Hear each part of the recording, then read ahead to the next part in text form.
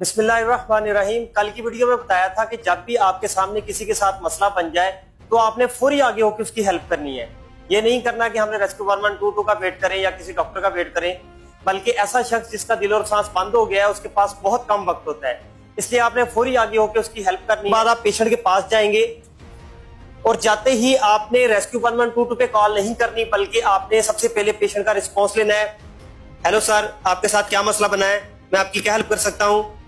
उसके बाद अगर नहीं रिस्पॉन्स देता तो तब आपने जल्दी से रेस्क्यू 112 पे कॉल कर देनी है। अगर आपके पास कोई शख्स है तो आप उसको कह दें कि आप रेस्क्यू 112 पे कॉल कर दें और आप जल्दी से इसका सीपीआर स्टार्ट कर देंगे। सीपीआर के लिए आपको पहले बताया गया था कि जो जगह है वो हार्ड होनी चाहिए, जैसे ये जमीन के ऊपर है कि ये दरमियानी हड्डी हमारी स्टर्नम लाइन और ये चेस्ट लाइन जो है, इसके जो मिड में ये जगह बनती है, यहाँ आपने अपना हाथ रखना है और हाथों की हथेली आपने एक हाथ ऐसे और दूसरा हाथ ऐसे, और ऐसे करते हुए आपने ये वाली जो चीज है ये पेशेंट के यहाँ रखेंगे दरमियान में बिल्कुल, और यहाँ रखते हुए बिल्कुल ऊपर आ जाएंगे और आपकी कोनियां ये जो लॉक हो जाएंगी और आपने पेशेंट के मुंह की तरफ देखना है और यहाँ से काउंटिंग स्टार्ट कर देनी है। 1 2 3।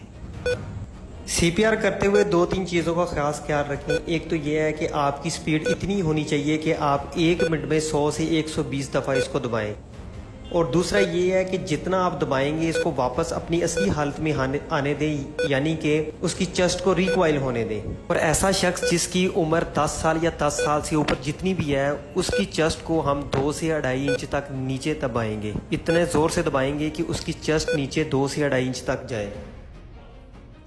ऐसे आप कंटिन्यूसली इसको करते रहेंगे जब तक कि उसका दिल और सांस बहाल ना हो जाए। एक जरूरी बात जो आपके जहन में आ सकती है कि सीपीआर करना कब तक है।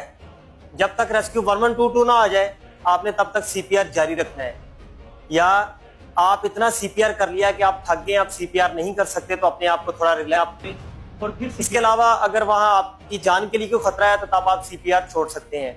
और लास्ट ये कि जब उसका दिल और सांस बहाल हो जाए तब आप सीपीआर छोड़ सकते हैं। कि कोई भी ऐसा पेशेंट जिसका दिल और सांस बंद होगा आपने उसी का सीपीआर करना है। इसके अलावा अगर उसका दिल और सांस चल रहा है आपने सीपीआर खत्म नहीं करना। सीपीआर के लिए आपने हाथों की पोजीशन जो बनानी है वो आपको बता दिया है कि आपने एक हाथ के अंदर दूसरा हाथ ऐसे रखते हुए कोनियों को लॉक कर लेना है और पेशेंट के बिल्कुल ऊपर आ जाना है। वेट ऑफ बॉडी आपकी पूरी पेशेंट के दिल के ऊपर होगी